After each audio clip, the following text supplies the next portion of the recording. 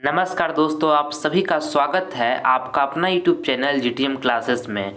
दोस्तों, आज की इस वीडियो में हम कक्षा 10वीं के लिए राजनीति शास्त्र का 30 ऑब्जेक्टिव प्रश्न लेकर आए हैं, जो आपके फाइनल बोर्ड परीक्षा 2023 के लिए काफ़ी महत्वपूर्ण प्रश्न है। ठीक है, इसलिए आप सभी विद्यार्थी इस वीडियो में शुरू से लेकर अंत तक पूरी कंसंट्रेशन के साथ बने रहिएगा। एक भी प्रश्न इस वीडियो का आप स्किप मत कीजिएगा। ठीक है, ये 30 ऑब्जेक्टिव प्रश्न में से मेरे प्यारे साथियों आपके फाइनल बोर्ड परीक्षा 2023 में बहुत सारे प्रश्न हूबहू देखने को मिलेगा, ये मेरा गारंटी है। ठीक है, इसलिए आप सभी विद्यार्थी अंत तक जरूर बने रहें। तो आइए फिर हम वीडियो को जल्दी से स्टार्ट करते हैं। देखिए पहला प्रश्न, भारतीय जनता पार्टी का चुनाव चिन्ह क्या है? ऑप्शन ए में लिखा हुआ है हाथ का पंजा, बी में लिखा हुआ कमल का फूल, सी में लिखा हुआ गेंद का फूल और डी में लिखा हुआ चक्र। तो दोस्तों, आपको पहला नंबर प्रश्न बताना है कि भारतीय जनता पार्टी का चुनाव चिन्ह क्या है। तो दोस्तों, कमल का फूल है। ठीक है, आप इसको याद रखिएगा। ऑप्शन नंबर यहाँ पर बी जो होगा आपका बिल्कुल सही आंसर हो गया। ठीक है, अब देखिए कांग्रेस पार्टी का दोस्तों चुनाव चिन्ह क्या है? तो हाथ का पंजा है, ये भी आप साथ में याद रखिएगा। ठीक है, चलिए अगला प्रश्न हम देख लेते हैं। दूसरा नंबर कहता है भारत में किस तरह के लोकतंत्र की व्यवस्था की गई है? ऑप्शन ए में लिखा हुआ है प्रत्यक्ष, बी में लिखा हुआ अप्रत्यक्ष, सी में लिखा है दोनों और डी में लिखा है इनमें से कोई नहीं।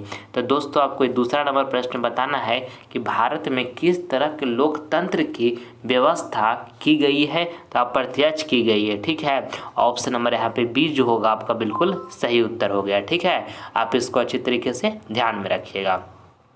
चलिए अगला प्रश्न हम देख लेते हैं। तीसरा नंबर कहता है कि किस देश में बहुदलीय व्यवस्था नहीं है? ऑप्शन ए में लिखा हुआ है पाकिस्तान, बी में लिखा हुआ भारत, सी में लिखा हुआ ब्रिटेन और डी में लिखा हुआ बांग्लादेश। तो दोस्तों, आपको एक तीसरा नंबर प्रश्न बताना है कि किस देश में बहुदलीय व्यवस्था नहीं है। तो ब्रिटेन में नहीं है, आपको इसको याद रखना है। ऑप्शन नंबर यहाँ पे सी जो होगा आपका बिल्कुल सही आंसर हो गया। ठीक है, चलिए अगला प्रश्न अब देखते हैं। चौथा नंबर देखिएगा, कहता है सांप्रदायिक राजनीति किस धर्म पर आधारित है? ये भी प्रश्न काफ़ी महत्वपूर्ण है आपके फाइनल परीक्षा के लिए। ऑप्शन ए में लिखा है धर्म पर, बी में लिखा है जाति पर, सी में लिखा है क्षेत्र पर और डी में लिखा है इनमें से कोई नहीं। तो दोस्तों, आपको ये चौथा नंबर प्रश्न में बताना है कि सांप्रदायिक राजनीति किस पर आधारित है। सांप्रदायिक राजनीति जो है दोस्तों वो धर्म पर आधारित है। ठीक है, आप इसको याद रखिएगा। ऑप्शन नंबर यहाँ पे ए जो होगा आपका बिल्कुल सही उत्तर हो गया। ठीक है, अगला देखिएगा यहाँ पे पांचवा नंबर कहता है ग्राम कचहरी का प्रधान कौन होता है? दोस्तों, ये प्रश्न बहुत बार आपके बोर्ड एग्जाम में पूछा गया है। आपको बताना है कि ग्राम कचहरी का प्रधान कौन होता है? तो सरपंच होते हैं। दोस्तों, आपको इसको याद रखना है। ऑप्शन नंबर यहाँ पे सी जो होगा हमारा बिल्कुल सही आंसर हो गया। ठीक है, चलिए अगला प्रश्न हम देखते हैं। छठा नंबर कहता है कि धर्म को राजनीति से अलग नहीं किया जा सकता है, यह कथन किसने कहा है? ऑप्शन ए में लिखा है महात्मा गांधी, बी में लिखा है जयप्रकाश नारायण, सी में लिखा है जवाहरलाल नेहरू और देखिए डी में लिखा है मदन मोहन मालवीय। तो दोस्तों, आपको बताना है छठा नंबर प्रश्न में कि धर्म को राजनीति से अलग नहीं किया जा सकता है, यह किसने कहा? तो दोस्तों, महात्मा गांधी ने कहे। ऑप्शन नंबर यहाँ पे ए जो होगा आपका बिल्कुल सही उत्तर हो जाएगा। आप इसको याद रखिएगा। ठीक है, अगला देखिएगा। सातवां नंबर प्रश्न यहाँ पर कहता है कि बांग्लादेश कब स्वतंत्र हुआ? यानी कि दोस्तों, ये बांग्लादेश जो हमारा है वो कब आज़ाद हुआ? तो 1971 ईस्वी में दोस्तों बांग्लादेश आज़ाद हुआ। आपको इसको याद रखना है। ऑप्शन नंबर यहाँ पे सी जो होगा हमारा बिल्कुल सही आंसर हो गया।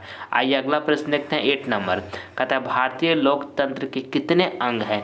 ऑप्शन ए में लिखा है 1, बी में लिखा है 3, सी में लिखा है 4 और डी में लिखा है 5। तो दोस्तों, आपको 8 नंबर प्रश्न बताना है कि भारतीय लोकतंत्र के कितने अंग हैं। तो 3 अंग हैं, आपको इसको याद रखना है। ऑप्शन नंबर यहाँ पर बी जो होगा बिल्कुल सही आंसर हो गया। ठीक है, चलिए अगला प्रश्न हम देख लेते हैं।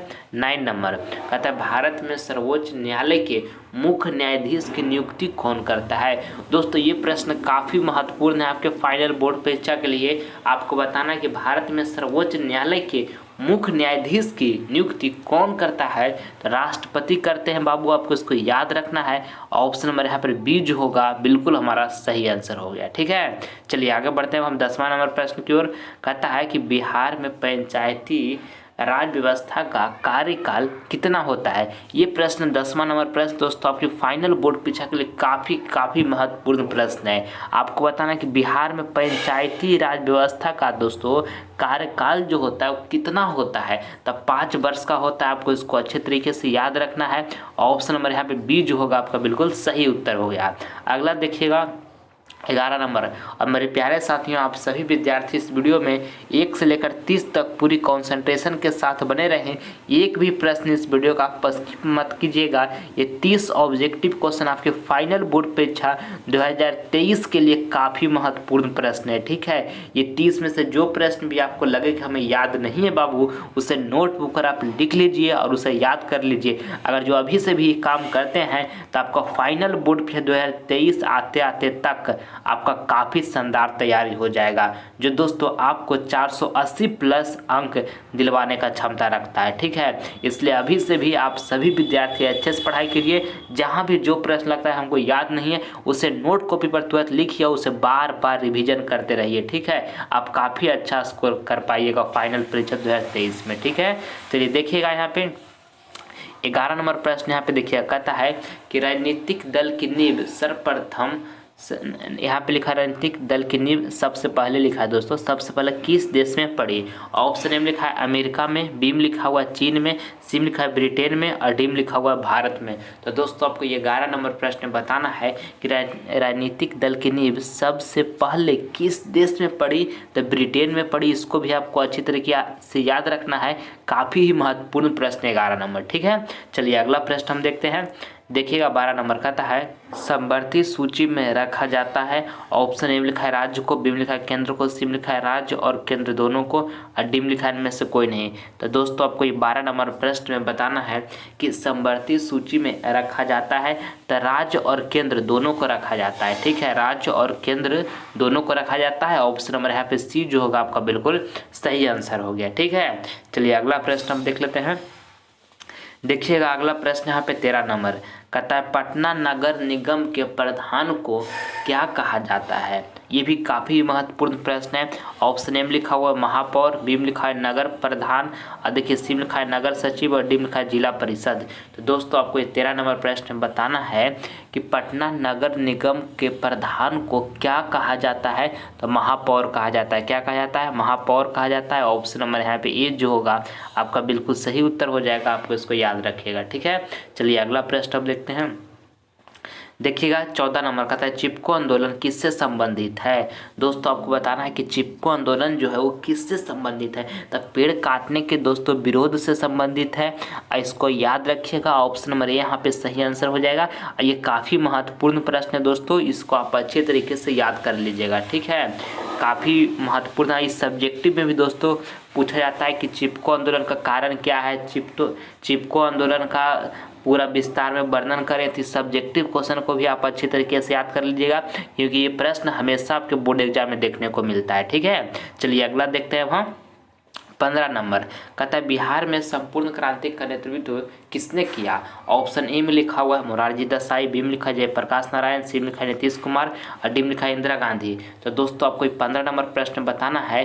और दोस्तों 15 नंबर प्रश्न जो है आपके फाइनल बोर्ड परीक्षा के लिए भी आएगा दोस्तों, स्क्वायर है, इसलिए आप इसको अच्छी तरीके से याद कर लीजिए।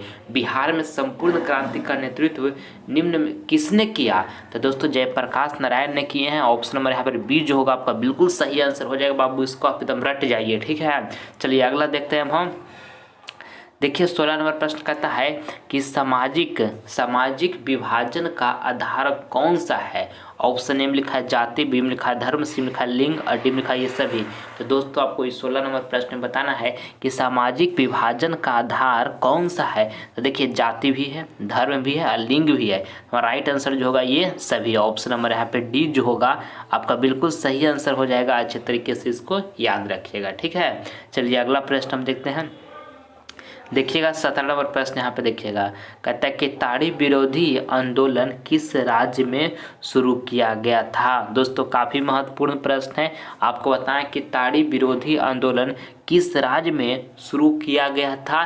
तो दोस्तों आंध्र प्रदेश में शुरू किया गया था। ठीक है, ऑप्शन नंबर यहाँ पे डी जो होगा आपका बिल्कुल सही आंसर हो जाएगा। आपको इसको अच्छे तरीके से याद रखना है। ठीक है, चलिए अगला प्रश्न आप देखते हैं।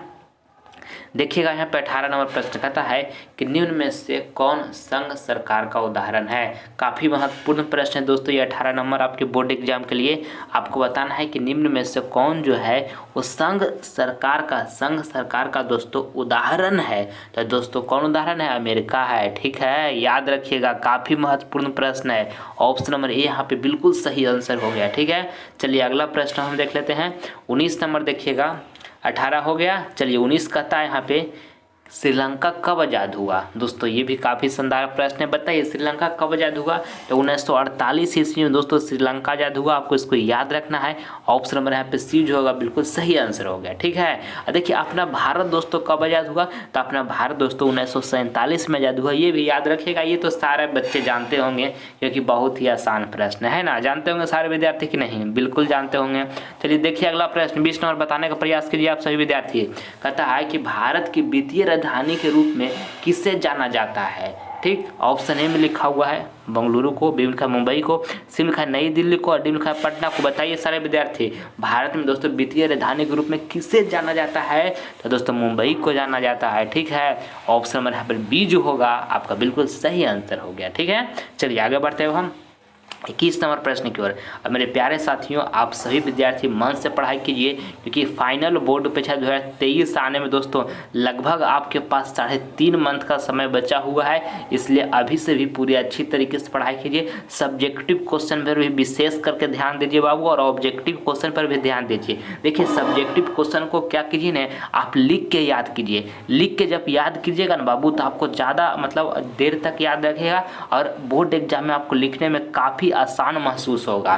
जैसे हम आप जो भी सब्जेक्टिव क्वेश्चन आज कर लिए हैं ना, 2-3 दिन हो गया उसको याद किए हुए, तो फिर से उस सब्जेक्टिव क्वेश्चन को पढ़ लीजिए कि क्या आपसे पूछा गया है, और उसको अपने से कलम कॉपी लेके शांति दिमाग से बिना किधर देखे उखे लिखने का प्रयास कीजिए। अगर जो यहाँ पर आप अच्छे तरीके से लिख दीजिएगा ना तो एग्जाम में भी लिख दीजिएगा, और केवल पढ़कर याद कीजिएगा बाबू तो एग्जाम में लिखने में आपको दिक्कत होगा। ठीक है, इसलिए जितना भी सब्जेक्टिव क्वेश्चन आप पढ़ रहे हैं याद कर रहे हैं उसे लिख के याद कीजिए, आपको काफ़ी मदद मिलेगा एग्जाम हॉल में। ठीक है, और पूरी लगन और शिद्दत के साथ पढ़ाई कीजिए बाबू, क्योंकि 3.5 मंथ बीतने में समय कुछ भी नहीं है, फटाफट बीत जाएगा और आपको पता भी नहीं चलेगा। इसलिए पूरी डेडिकेशन के साथ मेहनत करते रहिए। 1 मिनट भी फालतू का समय इधर उधर बर्बाद मत कीजिए बाबू। अभी आपका फेस्टिवल का समय चल रहा है, दीपावली है, दशहरा तो आप लोग मना चुके हैं, पर दीपावली छठ अभी आपके पास है, तो छोड़िए दीपावली और छठ। अगले साल भी दीपावली आपके लिए रहेगा, छठ अगले साल भी रहेगा,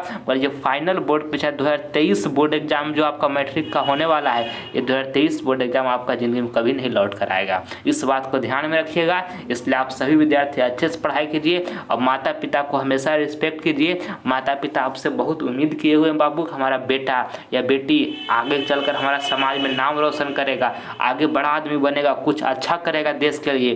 तो उनका जो आपके प्रति आशा है, होप है, उसको पूरी शिद्दत लगन मेहनत के साथ करके उस आशा को पूरा कीजिए। आप उस आशा को पूरा नहीं कीजिएगा तो कौन करेगा बाबू। ठीक है, इसलिए पूरी शिद्दत लगन के साथ पढ़ाई कीजिए और हर हालत में फाइनल बोर्ड परीक्षा 2023 में 480 प्लस मार्क्स लाकर अपने माता पिता की आंखों में खुशी के आंसू भर दीजिए बाबू। और आप ये कर सकते हैं, आपके अंदर ये टैलेंट है, बशर्ते आपको एक काम करना होगा कि अभी से भी लगातार कंटिन्यू आपको एकदम पढ़ाई करते रहना होगा। ठीक है, तो ये सपना आपके लिए दूर नहीं होगा, प्राप्त जरूर होगा। और जिस दिन प्राप्त होगा बाबू उस दिन हर गली हर मोहल्ले में आप ही का नाम का चर्चा होगा। जिस दिन माता पिता का आपका सीना गर्व से चौड़ा हो जाएगा वो पल आपके लिए काफ़ी लाजवाब होगा बाबू। इसलिए आज आपके पास जितना एनर्जी है, जितना जोश से पूरा झोंक दीजिए और मेहनत करते रहिए। ठीक है, आपका आशीर्वाद, आपका माता पिता का आशीर्वाद आपके साथ बने हुए, हमारा आशीर्वाद भी आपके साथ बना हुआ है। ठीक है, चलिए देखते हैं 21 नंबर प्रश्न। और अभी तक अगर जो आप सभी विद्यार्थी जीटीएम क्लासेस चैनल को सब्सक्राइब नहीं किए हैं तो जल्दी से आप सभी विद्यार्थी चैनल को सब्सक्राइब कर लीजिए, क्योंकि मैं और अच्छे कंटेंट इस यूट्यूब चैनल पर अपलोड करने वाले हैं। इसलिए आप सभी विद्यार्थी चैनल को सब्सक्राइब करके रखिए ताकि आने वाला वीडियो का नोटिफिकेशन सबसे पहले आपको मिल सके। ठीक है, देखिए यहाँ पे 21 नंबर प्रश्न कहता है कि सूचना के अधिकार संबंधी कानून कब बना। काफी महत्वपूर्ण प्रश्न है। 21 नंबर आपको बताना है कि सूचना के अधिकार संबंधी कानून कब बना। तो 2005 ईस्वी में बना, आपको इसको याद रखना है। ऑप्शन नंबर यहाँ पर बीज होगा हमारा बिल्कुल सही आंसर हो गया। ठीक है, अगला देखिएगा 22 नंबर कहता है कि कौन सा अनुच्छेद भारत के सभी नागरिकों को स्वतंत्रता का अधिकार देता है? काफ़ी महत्वपूर्ण प्रश्न है दोस्तों ये 22 नंबर, आपको बताना है ये 22 नंबर प्रश्न में कि कौन सा अनुच्छेद भारत के सभी नागरिकों को स्वतंत्रता का अधिकार देता है। तो अनुच्छेद 19 देता है। ठीक है, ऑप्शन नंबर यहाँ पे सी जो होगा आपका बिल्कुल सही आंसर हो गया। अगला देखिएगा, अगला यहाँ पे 23 नंबर कहता है दल बदल कानून किन पर लागू होता है? तो दोस्तों आप इसको याद रखिएगा कि दल बदल कानून जो है किन पर लागू होता है? तो सांसद और विधायकों पर होता है। ठीक है, ऑप्शन नंबर यहाँ पे सी जो होगा हमारा बिल्कुल सही आंसर हो गया 23 का। अगला देखिएगा 24 नंबर कहता है कि श्रीलंका में कौन सा धर्म है? दोस्तों आपको बताना है कि श्रीलंका में जो है कौन सा धर्म है, बौद्ध धर्म है, ईसाई धर्म है, हिंदू धर्म है, या इनमें से कोई नहीं है। तो श्रीलंका में दोस्तों बौद्ध धर्म है। ठीक है, आपको इसको अच्छी तरीके से याद रखना है। ऑप्शन नंबर यहाँ पे ए जो होगा हमारा बिल्कुल सही आंसर हो गया। ठीक है, चलिए अगला प्रश्न हम देखते हैं। देखिएगा 25 नंबर प्रश्न, 25 नंबर यहाँ पर कहता है कि बहुजन समाज पार्टी के संस्थापक कौन थे? ये भी प्रश्न काफ़ी महत्वपूर्ण है दोस्तों, आपको बताना है कि बहुजन समाज पार्टी के संस्थापक कौन थे? तो कांशीराम थे। ठीक है, ऑप्शन नंबर यहाँ पे बी जो होगा आपका बिल्कुल सही आंसर हो गया। अगला देखिएगा 26 नंबर प्रश्न यहाँ पर कहता है कि भारत में कृषि क्षेत्र में महिलाओं की भागीदारी कितनी है? दोस्तों आपको बताना है ये 26 नंबर प्रश्न में कि भारत में कृषि क्षेत्र में महिलाओं की भागीदारी कितनी है? तो दोस्तों 40% है। ठीक है, याद रखिएगा अच्छे तरीके से। ऑप्शन नंबर यहाँ पे जो होगा हमारा बिल्कुल सही उत्तर हो गया।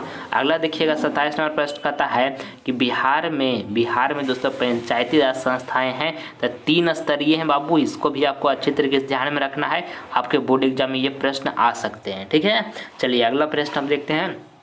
28 नंबर कहता है दलित लिखा है, दलित और महादलित का पहचान कहाँ बना है? ये भी काफ़ी शानदार प्रश्न है। ऑप्शन लिखा राजस्थान में, बी लिखा मध्य प्रदेश में, सी लिखा बिहार में और डी लिखा उत्तर प्रदेश में। तो दोस्तों आपको ये 28 नंबर प्रश्न में बताना है कि दलित और महादलित का पहचान कहाँ बना है दोस्तों? तो बिहार में बना है, अपना बिहार में।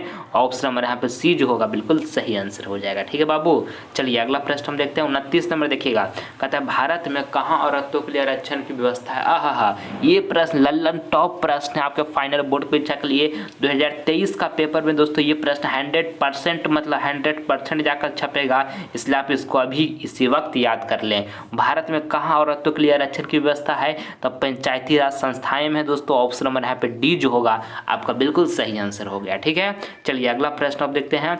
30 नंबर देखिएगा, कहता है कि भारत में राष्ट्रीय महिला आयोग अधिनियम कब बना? दोस्तों आपको 30 नंबर प्रश्न बताना है कि भारत में राष्ट्रीय महिला आयोग अधिनियम कब बना?